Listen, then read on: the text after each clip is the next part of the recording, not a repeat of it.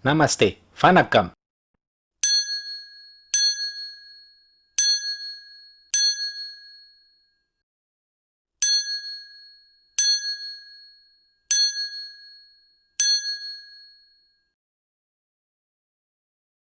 Halo Movie Rangers, apa kabar kalian semua? Semoga semakin hari kita menjadi manusia yang lebih bijaksana. Jangan lupa subscribe Let's Talk Movie dan follow Instagram kita ya.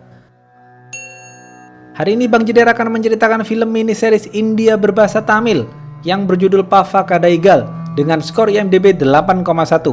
Episode kedua ini berdurasi 36 menit, berjudul Love Pana Utranum, yang berarti biarkan mereka saling mencintai. Episode kedua ini bercerita tentang seorang ayah yang membuat keputusan yang salah dan berakibat tragedi yang menyedihkan. Gimana keseruan ceritanya? Oke, langsung aja put your headset on and listen to me.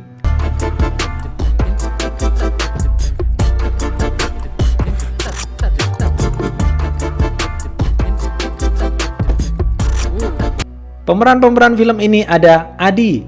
Adi adalah sosok wanita yang lugu dan polos. Jyoti adalah sosok wanita yang pintar dan kritis. Mereka berdua adalah saudara kembar. Penelope adalah teman wanita Jyoti. Big Cube adalah teman lelaki Jyoti yang berprofesi sebagai penyanyi rap. Ada ayah Adi dan Jyoti, dan ada si ajudan. Jyoti hidup di Prancis bersama Penelope, sedangkan Adi hidup bersama ayahnya di kampung. Adi dan Jyoti jarang sekali berbicara langsung karena mereka sering berbeda pendapat. Adi berniat untuk memberitahu hubungan cintanya kepada sang ayah, tapi Jyoti melarang. Adi bersikukuh ingin jujur kepada ayahnya karena Adi merasa ayahnya sekarang sudah berubah menjadi pribadi yang lebih baik dan tidak primitif seperti dahulu. Ayahnya adalah orang yang sangat dihormati di kampungnya. Ayahnya sangat mengagungkan kesetaraan kasta, keseimbangan, dan kehormatan. Ayahnya kaya raya dan hidup di rumah besar layaknya istana. Suatu hari, ajudan ayahnya yang bertubuh kecil dan berjiwa psikopat ini memerintahkan para anak buahnya untuk membunuh dan membakar seorang pengantin baru yang menikah karena beda kasta. Dia menyebut ini adalah pembunuhan kehormatan untuk keseimbangan. Besok pagi, Adi memberitahu kepada ayahnya tentang hubungan cintanya dengan sang pacar. Ternyata pacarnya adalah supir ayahnya. Adi ketakutan melihat reaksi ayahnya, tapi ayahnya setuju dengan hubungan mereka. Ayahnya menyuruh pacar Adi untuk membawa keluarganya menggunakan mobilnya guna menemuinya dan melamar Adi. Adi senang mendengar hal ini. Adi memberitahu Jyoti lewat video call. Adi berharap Jyoti pulang dan menemani Adi di hari lamaran, tapi Jyoti masih ragu dengan sikap ayahnya itu. Sore hari, bocil psikopat ajudan ayahnya ini mengatakan, "Pak, Bapak adalah pemimpin di kampung kami. Supir itu tidak pantas mendapatkan anak Bapak. Apa kata masyarakat kalau seorang anak pemimpin menikah dengan seorang supir? Sudah Pak, serahkan semuanya ini kepadaku, aku akan membereskannya." Ayahnya menjawab, "Tidak, dia anakku, aku akan menikahkannya untuk kebahagiaannya." Karena pengaruh si ajudan, ayahnya langsung berubah pikiran. Ayahnya menelpon polisi dan melaporkan mobilnya telah dicuri supirnya. Ayahnya memerintahkan polisi untuk menangkap supirnya. Ajudan ayahnya mempersiapkan aliran listrik untuk dialiri ke dalam bak mandi. Pagi hari, Adi bersiap-siap untuk mandi. Sebelum masuk ke kamar mandi, ayahnya memanggil dan mencium tangan Adi seperti penghormatan terakhir. Lalu Adi pergi ke kamar mandi dan tewas disengat listrik dan dibiarkan tergeletak di dalam kamar mandi.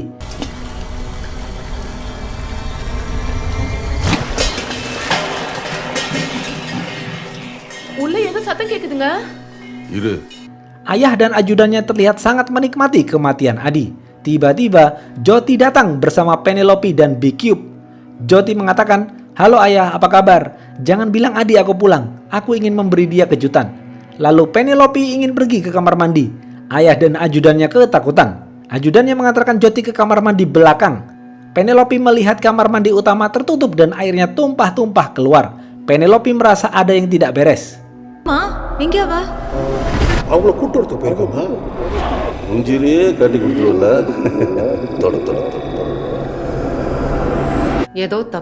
Melihat gaya bicara Big Cube, si ajudan curiga jangan-jangan Big Cube adalah pacarnya Jyoti. Ajudannya tidak suka dengan itu. Ajudan menghampiri Jyoti dan bertanya, "Apakah kau mencintainya?" Jyoti mengatakan, "Ya."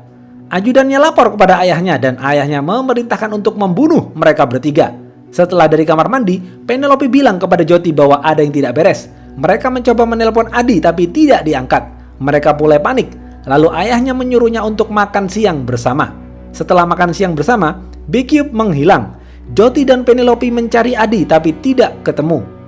Baekhyun ternyata dipukulin oleh ajudan dan anak buahnya di lantai atas. Ayahnya menginterogasi Baekhyun. Baekhyun mengatakan bahwa dia berasal dari Dharavi. Ajudannya langsung memukul Baekhyun karena dia berasal dari kasta rendah. Ajudannya juga marah karena Baekhyun mendekati Jyoti. Jyoti dan Penelope menghampiri dan marah kepada ayahnya karena ayahnya dan si ajudan memukuli Baekhyun. Jyoti mengatakan, "Kenapa ayah melakukan ini? Aku kira ayah sudah berubah pikiran." Si ajudan bertanya kepada Jyoti, "Apakah kau mencintai Baekhyun?" Jyoti menjawab di depan ayahnya, "Tidak ayah, aku mencintai Penelope, bukan Baekhyun. Aku lesbi ayah." Seketika itu Jyoti mencium bibir Penelope di depan ayahnya dan si ajudan. Si ajudan mengira Jyoti telah berbohong, tapi ayahnya percaya dengan Jyoti. Ayahnya marah kepada si ajudan karena gara-gara si ajudan, Jyoti mencium Penelope di depan banyak orang. Bagi ayahnya itu adalah hal yang memalukan. Ayahnya mengatakan, "Adikmu sudah mati. Kau sekarang harus menuruti kemauan ayah. Jika tidak, dua temanmu ini akan ayah bunuh." Jyoti memilih untuk menuruti ayahnya guna menyelamatkan Penelope dan Baekhyun. Sore hari, Adi sang adik dimandikan dan bersiap untuk dikremasi. Semua tetangga datang dan menangis. Si ajudan juga ikut menangis. Si ajudan ini berpura-pura menangis agar terlihat berempati. Jyoti yang tahu kejadian yang sebenarnya menangis histeris melihat jasad sang adik tercinta.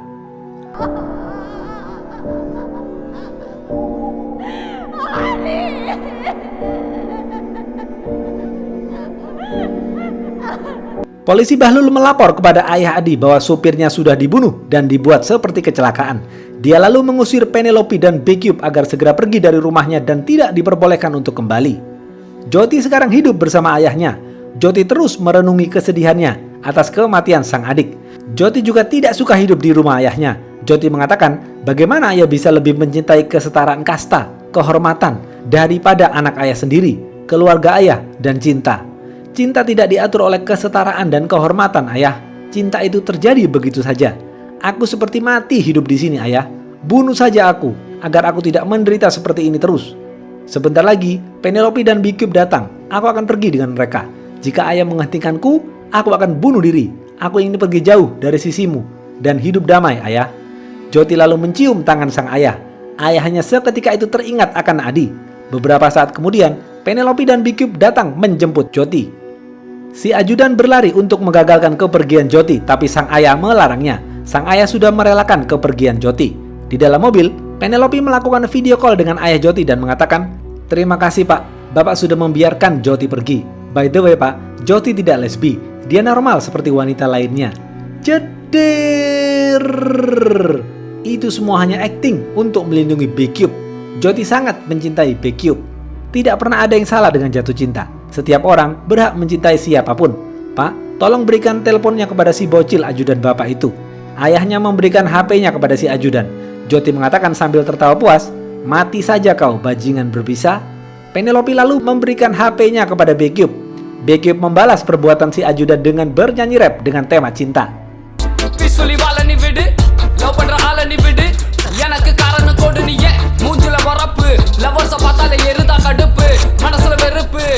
Si ajudan terlihat marah sekali dengan ucapan Penelope dan Baekhyun. 2 tahun kemudian, ayahnya baru benar-benar berubah. Ayahnya melarikan diri dari kampung halamannya. Ayahnya pindah ke Prancis dan hidup bahagia bersama Jyoti. Ayahnya juga belajar musik rap dengan Baekhyun. Habis. Apa pesan dari film ini? 1. Cinta adalah perasaan kasih sayang yang tidak bisa diatur kapan dan kepada siapa kita mencintai. Cinta terjadi begitu saja. Setiap orang berhak mencintai siapapun karena manusia mempunyai hati untuk mencintai. Kedua, India berada di peringkat 131 di antara 152 negara dalam kesejahteraan perempuan. Artinya, sudah saatnya kita merubah ini semua karena tidak boleh ada stigma negatif terhadap perempuan. Perempuan mempunyai hak yang sama dalam bermasyarakat. Perempuan berhak memilih jalan hidupnya sendiri. Oke, segitu aja video kali ini. Jangan lupa like, comment, and subscribe ya. Stay watching and see you.